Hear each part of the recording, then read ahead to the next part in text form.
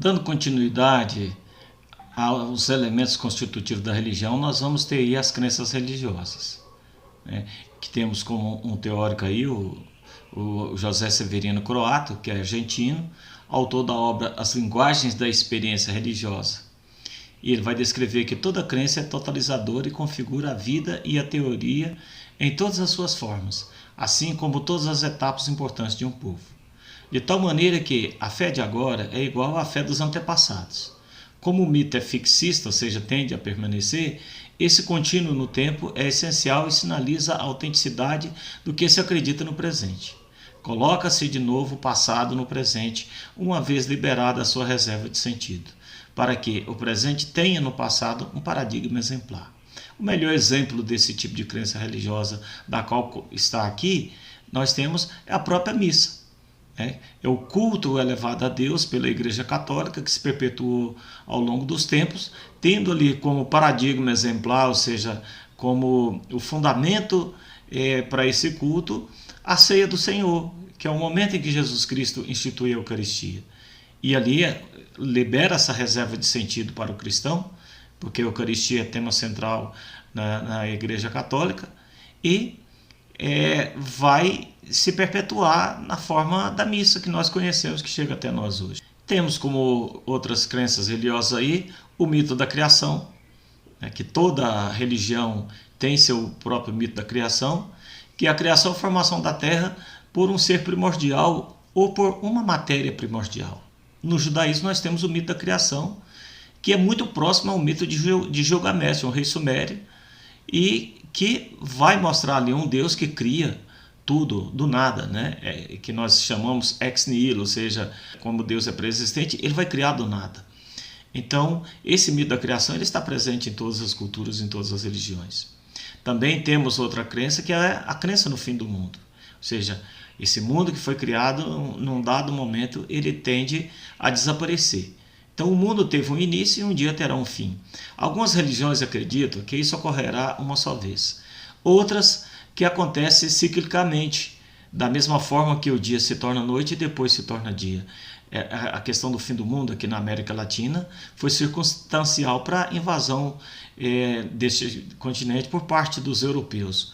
Porque quando eles chegaram aqui, montados os seus cavalos brancos e trajando vestes brancas, eles não encontraram qualquer resistência dos povos que aqui viviam, porque eles acreditavam que os deuses deles vinham de tempos em tempos, né, destruir e reconstruir novamente o mundo, ou seja, eles acreditavam nessa destruição cíclica do mundo, e naquele momento ali eles ao ver os espanhóis trajando roupas brancas, vestes brancas e montados em cavalos brancos, eles deduziram que eram os deuses deles que tinham vindo destruir o mundo e reconstruir novamente, por isso não ofereceram qualquer resistência. Outro mito também é a questão da criação do homem. Deus não cria só o mundo, ele vai criar também o homem. E essa crença numa origem divina para o homem, né, que ele foi criado, no caso da cultura ocidental, né, do judaísmo, ele foi criado à imagem e semelhança desse Deus. Então há um Deus que cria o homem, e esse é um elemento comum a todas as religiões. A morte e também a questão do pós-morte, de após a morte, né? Que é a preocupação principal de toda a humanidade com a morte, né? E a vida após a morte. A religião promete algum tipo de existência após a morte, ou seja, aquele vazio existencial que se verifica na sociedade devido à constatação que o homem um dia vai morrer, ele é solucionado na religião, que vai dar uma oferta de sentido, vai oferecer uma solução para após a morte. Então o destino final do homem varia de religião para religião. No cristianismo fala-se de um corpo espiritual que vai ser ressuscitado assim como Jesus Cristo ressuscitou, um corpo glorioso. No hinduísmo fala-se na transmigração das almas. Quando uma pessoa morre, sua alma passa para o corpo de outra pessoa ou até mesmo de um animal. Então a alma está sempre presa a esse ciclo, até que venha a salvação definitiva. É desejo do hinduísmo, lá no hinduísmo e no budismo, reencarnar sempre? Não. Até porque a reencarnação não significa uma vida feliz. Muitas vezes a pessoa vai ter uma vida muito difícil, uma vida muito dura para corrigir os erros do passado. Então, para eles é interessante nunca se reencarnar mais. Eles acreditam que a necessidade da reencarnação se dá exatamente para corrigir alguma coisa errada, algum pecado cometido no passado. A religião também tem como um elemento constitutivo o fato de ter uma função dentro da sociedade, que é a função social.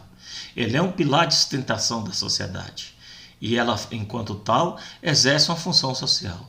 Ou seja, toda religião ela tem ali a sua função junto à sociedade, né? Principalmente de promover a anomia social, ou seja, promover a normalidade na sociedade, né?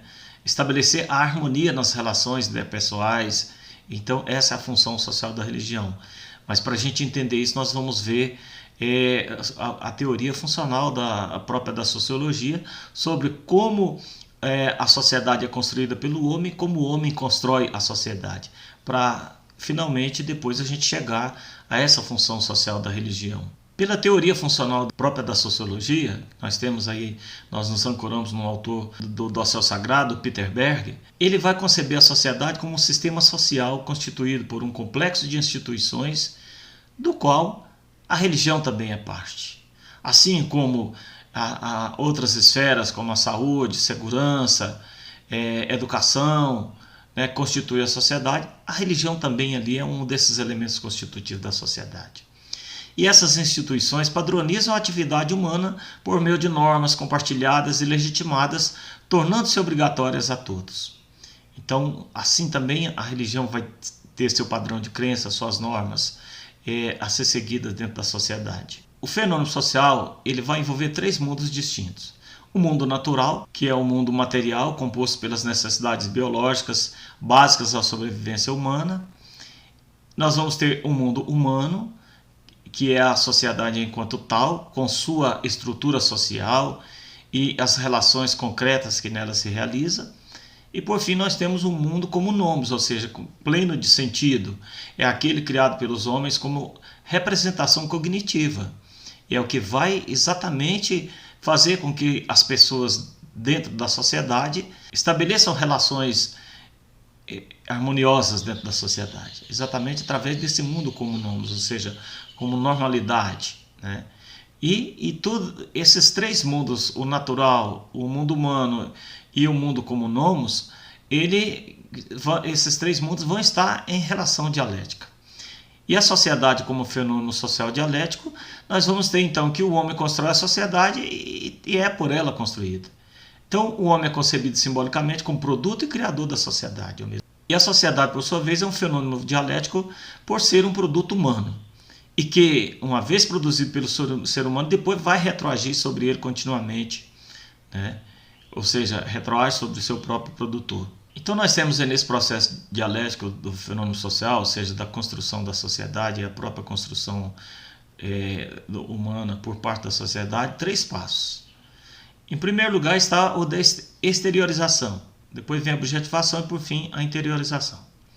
A exteriorização ela se dá como uma contínua efusão do ser humano no mundo, ou seja, a atividade física e mental do ser humano. A sociedade se radica como produto do homem nesse processo de exteriorização, ou seja, é nesse processo de exteriorização que o homem vai construir a sociedade. Porém, vai se apegar ao senso comum e ao tornar-se objetivada. Ou seja, uma vez que aconteça a exteriorização, aquilo que for fruto dela vai fazer parte do mundo objetivo, ou seja, já passa-se para esse passo da objetivação. Ou seja, os produtos dessa atividade física e mental ganham um status de facticidade exterior e distinta de seus produtores, ou seja, ganha vida própria. Cria-se uma realidade concreta, objetivada, que é produto do homem, mas passa a confrontar-se com ele. Ou seja, torna-se uma coisa lá fora, ou seja, distinta dele e independente dele. A interiorização é a reapropriação dessa realidade objetivada por parte dos homens. Ou seja, ele vai interiorizar aquilo que está ali no mundo objetivo, que é estabelecido para o senso comum.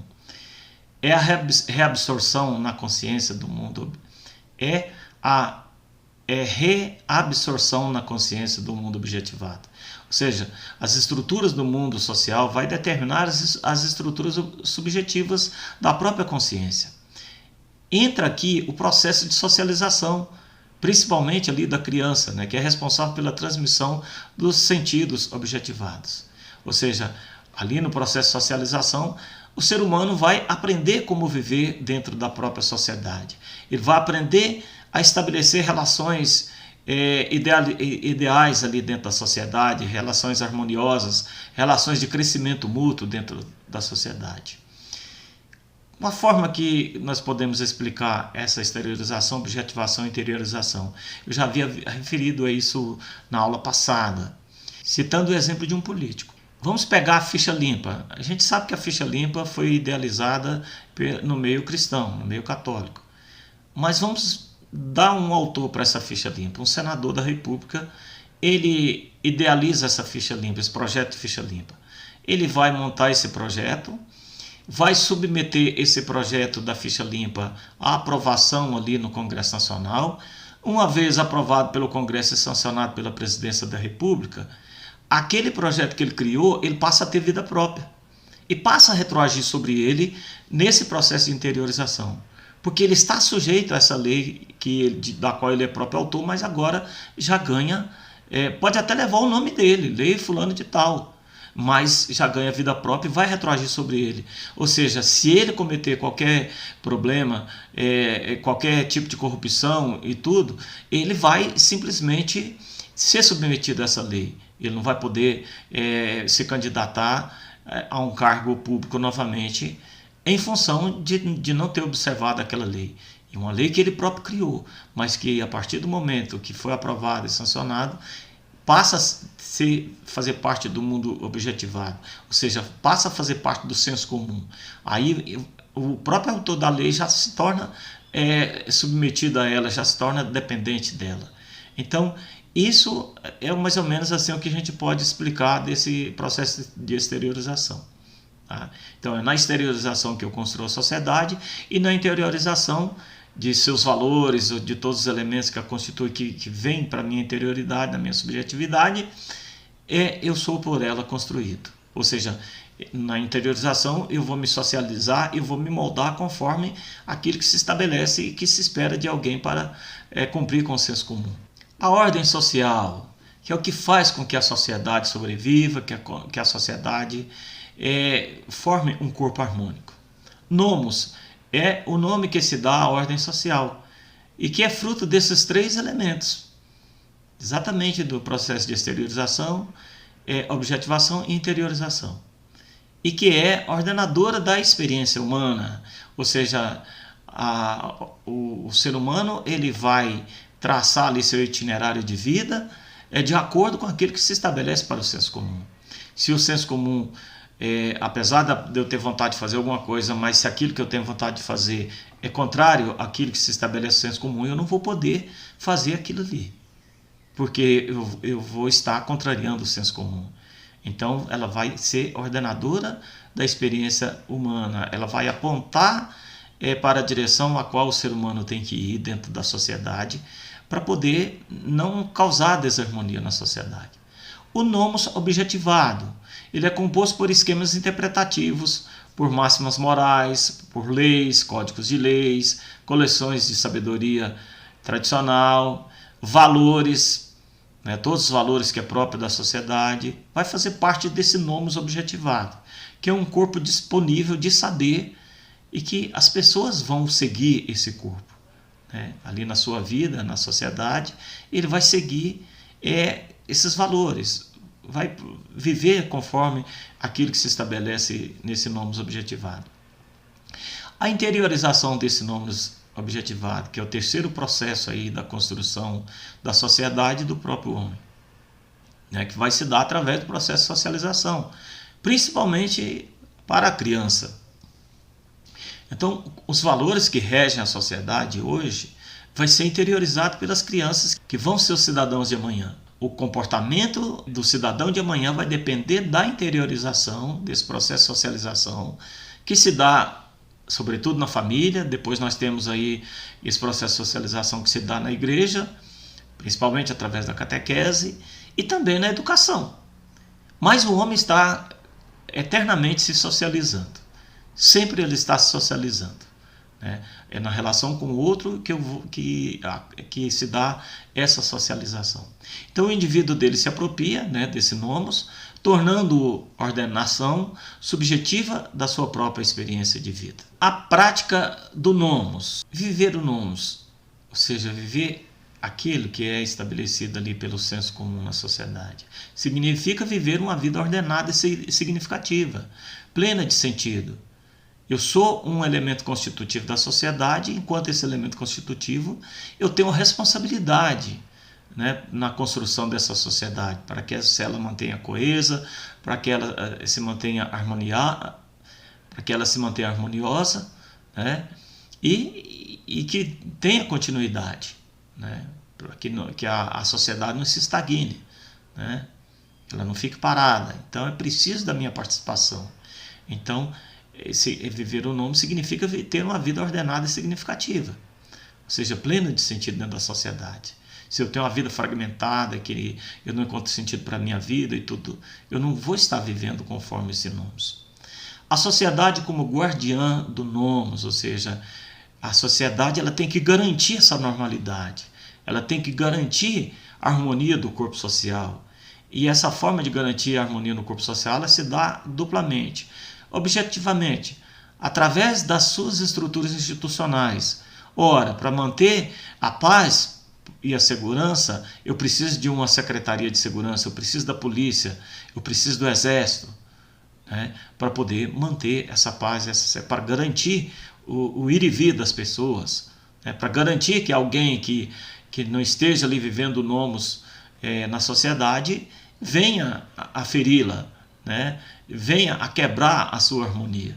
Então nós temos essas estruturas institucionais que vão garantir esse nomos objetivamente. A educação entra aí também. A educação vai garantir, né? A saúde também vai entrar aí, porque um indivíduo doente ele não vai produzir dentro da sociedade.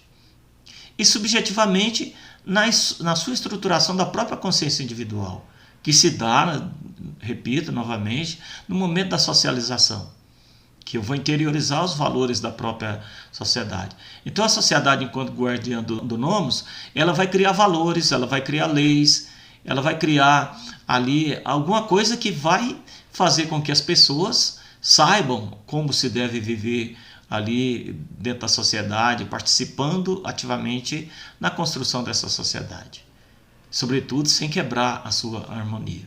Assim como temos nomia, que pode dizer assim que é sinônimo de harmonia ali dentro da sociedade, né, que é a sociedade funcionando de um modo pleno, né, de um modo eficaz, ou seja, e que as pessoas têm total liberdade de ir e vir, e que as pessoas vivem de bem umas com as outras. Assim também nós temos a desordem social, que é a quebra dessa nomia, que é a quebra dessa normalidade. Aqui se dá o nome de anomia, ou seja, que é a separação radical do indivíduo do mundo social. O indivíduo vai se separar, vai romper com essa anomia, com esse estado de normalidade dentro da sociedade. Quando isso acontece, se torna uma ameaça ao próprio indivíduo, porque ele perde os laços que o satisfazem emocionalmente, vai perder a bússola que o conduzia e a orientação de sua experiência. Então, em casos extremos, pode perder seu senso de realidade e sua própria identidade, assim como acontece, por exemplo, com os mendigos, né? E torna-se anômico, ou seja, sem mundo. Então, o processo de anomia, ele se dá na desintegração do indivíduo. E os estados de anomia, que também entendido como ruptura anômica, ou seja, que você vai provocar uma fissão, né? Vai provocar ali uma ruptura com a sociedade e vai se romper esse consenso comum, e vai variar entre estados coletivos, que envolvem forças objetivas como perda de status de todo o grupo social ao qual o indivíduo pertence, ou então em estados individuais, que envolvem forças subjetivas estritamente biográficas, como perda de sentido perante a morte, o divórcio ou separação física. Essa questão da anomia referida aos estados individuais, nós temos muita questão da visão de mundo, que está condicionada à forma com que eu fui criado, os valores que me foram interiorizados, né? Aquilo que para mim é valor, pode não ser valor para o outro. Então, de repente, eu posso ter tido uma má formação e uma má interiorização, ou interiorização errônea desses valores da sociedade. Então, isso vai afetar a minha visão de mundo. A minha visão de mundo, ela vai trazer como condicionante a minha própria história de vida. Então, se eu tenho uma vida, por exemplo, muito abalada, cheia de problemas, né, muitas vezes pais que se separam e tudo mais, e que às vezes caem no mundo das drogas, tudo isso aí vai ocasionar essa quebra de harmonia dentro da sociedade. Então, a anomia ela vai se dar como um processo de desintegração do ser humano. E se dá em ambos os casos, acontecendo a ruptura temporária, ou seja, que casos esses individuais e coletivos, né? Ou definitiva, como a ordem fundamental em termos da qual o indivíduo pode dar sentido à sua vida e reconhecer a sua própria identidade. E também o indivíduo começa a perder suas posturas morais, com graves consequências psicológicas, e também se torna inseguro quanto à sua construção de pensamento, ou seja, vai perder a razão. O indivíduo desintegrado, ele cai facilmente no mundo das drogas, e aí cai num vazio existencial muito grande, ou seja, um poço sem fundo, do qual para muitas pessoas não tem volta. A nomização é a arma que é contra a anomia, ou seja, a função da sociedade e da própria religião na produção, interiorização e manutenção do nomos, e vai se tornar um escudo contra a violência e contra o próprio terror. Então, aqui entra também o papel da religião junto às esferas da sociedade, no sentido de promover essa nomização, ou seja, que é reintegrar novamente aquele indivíduo que rompeu com a sociedade no seu seio, ao convívio normal com as pessoas novamente. No estabelecimento do senso comum, tem dois elementos muito importantes aí, que é o ethos e a visão de mundo, a qual nós já nos referimos. O ethos refere-se aos aspectos morais e estéticos, os elementos valorativos de um povo. É o corpo ali de normas, né, que o povo segue. É o tom, o caráter e a qualidade de vida, ou seja, ser ético é ser moral, né? Ser ético é ser correto, é ser justo. Então é um estilo moral e estético de um povo. Sua disposição é a atitude subjacente em relação a ele mesmo e ao seu mundo que a vida reflete.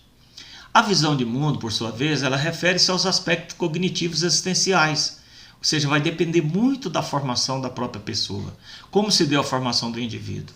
Ao somatório das experiências vivenciadas, cada um tem sua experiência de vida. Eu, por exemplo, que venho lá da roça, né, eu tenho uma experiência muito diversificada daqueles que viveram sempre na cidade. Então a minha visão de mundo vai estar muito voltada ali para experiências que eu tive, principalmente na minha infância e parte da minha adolescência.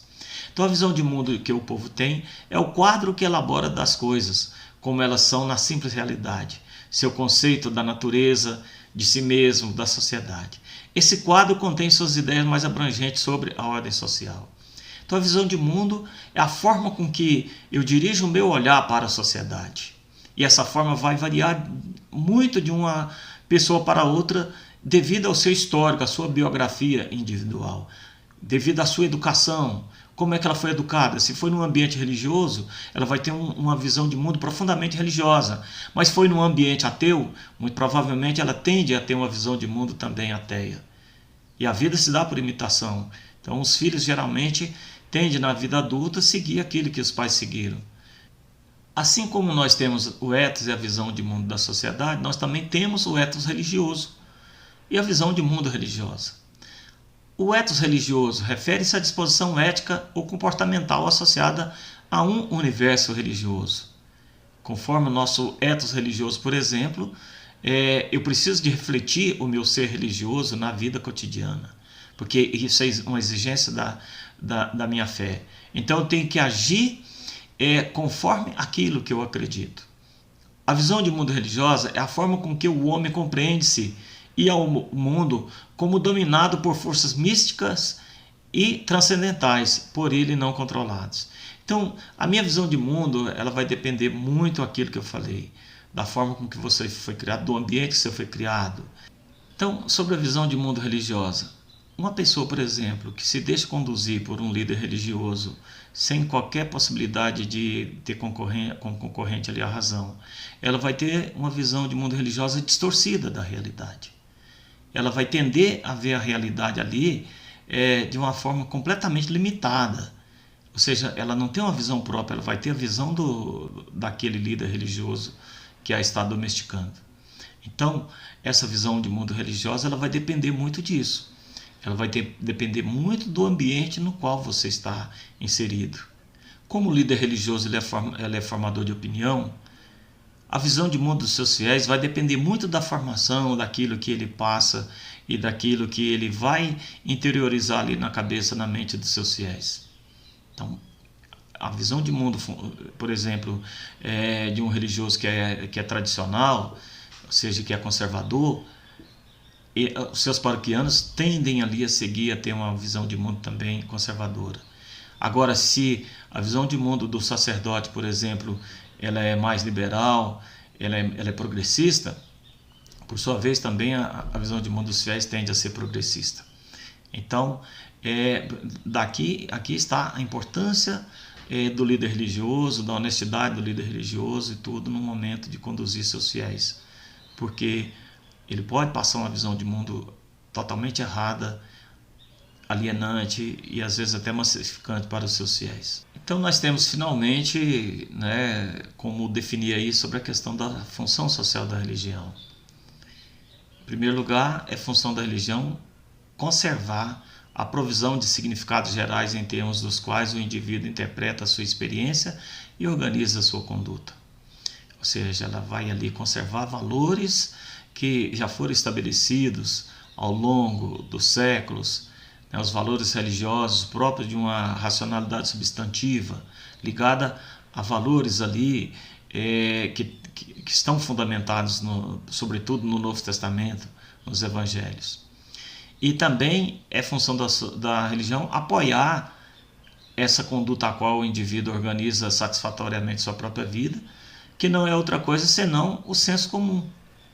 Então, a religião ela vai conservar aquilo que ela tem de valores, que ela mesma estabeleceu, e também vai apoiar aqueles valores que fazem parte do senso comum, desde que esses valores não venham contrariar alguns de seus próprios valores. Então, desde que não venha contrariar, por exemplo, a questão da opção pela vida, ela em tudo mais vai apoiar a sociedade. Mas no momento que a sociedade, por exemplo, vai estabelecer ali pelo senso comum que pode se abortar normalmente, como defensora da vida, a religião, no caso aqui no Brasil, por exemplo, que majoritariamente ainda é o catolicismo, a tendência é não apoiar esse tipo de coisa dentro da sociedade. Então vai depender muito daquilo que é estabelecido pelo senso comum. A contribuição social da religião, ela se dá enquanto sistema simbólico, no sentido de impor a seus fiéis os princípios de estruturação, da percepção e do pensamento do mundo e, de modo particular, do mundo social, na medida que impõe um sistema de práticas e representações. A religião, enquanto sistema simbólico, ela vai ter uma dupla função. Ela é estruturada e também estruturante. Enquanto estruturada, ela constrói e expressa a experiência seguindo a razão prática e em conformidade com uma problemática implícita.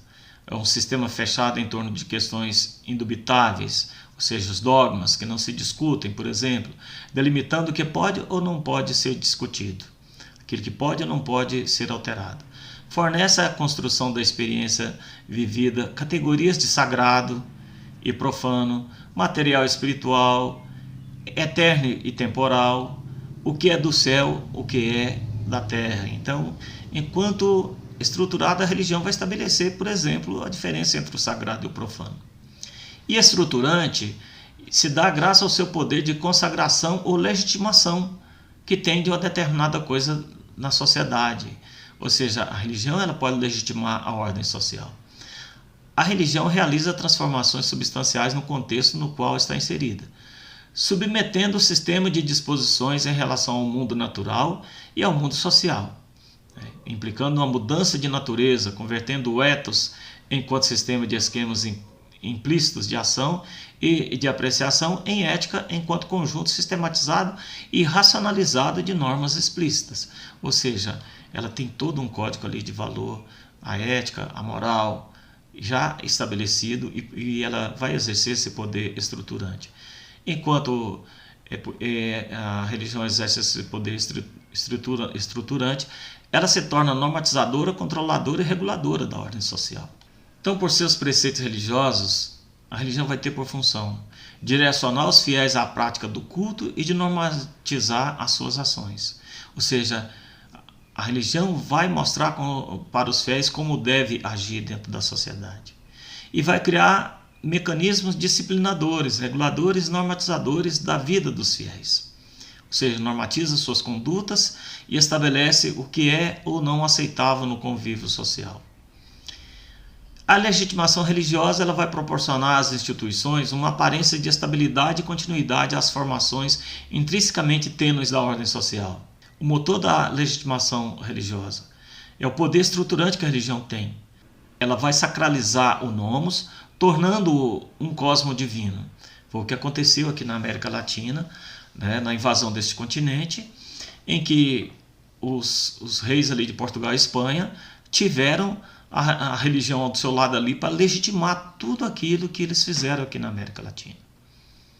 Então, a invasão do continente, o processo de colonização foi todo legitimado pela Igreja Católica naquela época. Tinha sob o seu poder a Igreja Católica através do sistema de padroado e através do processo da cristandade. Então, a religião ali, ela exerceu esse poder legitimador da ordem naquela época. Como que se dava isso? O índio, por exemplo, que ele era descido, ele era tirado da sua tribo ali e se tornado um escravo.